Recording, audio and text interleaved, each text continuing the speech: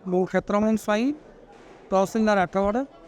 ଆଜି ଧବଳେଶ୍ୱରଙ୍କର କାଉଡ଼ିଆ ଯାତ୍ରା ବା ଶ୍ରାବଣୀ ଯାତ୍ରା କିପରି ସୁଚାରୁ ରୂପେ ସମ୍ପାଦିତ ହେବ ସବୁ ଲାଇନ୍ ଡିପାର୍ଟମେଣ୍ଟ ସହିତ ଏବଂ କୃଷକମାନଙ୍କ ସହିତ ଏକ ସମ୍ମିଳିତ ବୈଠକ ଆଲୋଚନା ହୋଇଥିବ।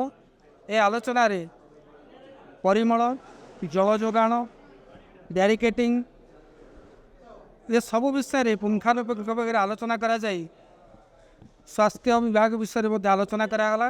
ପ୍ରତ୍ୟେକଙ୍କୁ ତାଙ୍କର ଦାୟିତ୍ୱ ଅର୍ପଣ କରାଯାଇଛି ଏବଂ ଏହାକୁ ଏକ ଶୃଙ୍ଖଳିତ ଭାବରେ ଗୋଟେ ମାସ ସମ୍ପାଦିତ କରିବା ପାଇଁ ସବୁ ଯୋଜନା କରାଯାଇଛି ଏବଂ ସମସ୍ତଙ୍କ ସହଯୋଗରେ ଏହି କାର୍ଯ୍ୟ ସମ୍ପାଦିତ ହେବ ଏବଂ ବ୍ୟାରିକେଟିଂ ବିଷୟରେ ପୋଲିସ ଏବଂ ପୂଜକ ସମାଜ ବସି ଯାହା ନିଷ୍ପତ୍ତି ନେବେ ତାହା ସମାହିତ ହେବ। ବିଜୁଳି ବ୍ୟବସ୍ଥା ପାଇଁ OPTC ଦାୟିତ୍ୱ ନେଇଛି ଏବଂ ସେ ମଟରକୁ ଅଧିକ ପାୱାର ଯୋଗାଇବ ଯାହାଫଳରେ ପାଣି ସହଜରେ ଉଠିପାରିବ ଏବଂ ଜଳ ଯୋଗାଣ ସମାହିତ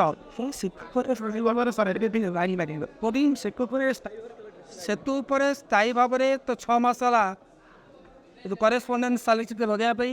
ତାକୁ ତ ଆଜି R&B ବାଲା ମନା କଲେ ଯେ ଏଇଟା ଆମ ଦାୟିତ୍ୱ ନୁହଁ, ସେ ଇଲେକ୍ଟ୍ରିକାଲ ଡିଭିଜନ ସହିତ ଆମେ ଯୋଗାଯୋଗ କରିବୁ, କିନ୍ତୁ ସେହି ସମୟ ପର୍ଯ୍ୟନ୍ତ ତାକୁ ମନ୍ଦିର ପ୍ରଶାସନ ଆଲୋକୀକରଣ ବ୍ୟବସ୍ଥା କରି ପ୍ଲାଷ୍ଟିକ ବ୍ୟାନ୍ କରାଯାଇଛି। କୌଣସି ଭକ୍ତ ପ୍ଲାଷ୍ଟିକ ଗଡ଼ୁରେ ଜଳ ଆଣିପାରିବେ ନାହିଁ। ଯଦି ଆଣନ୍ତି ତା ମନ୍ଦିର ଭିତରକୁ ଛଡ଼ାଯିବ ନାହିଁ ଏବଂ କାଉଡ଼ିଆ ଭାଇମାନେ ସେମାନଙ୍କର କାଉଡ଼ିକୁ ପୋଲର ଆରପଟେ ରଖିକିରି ଆସିବେ।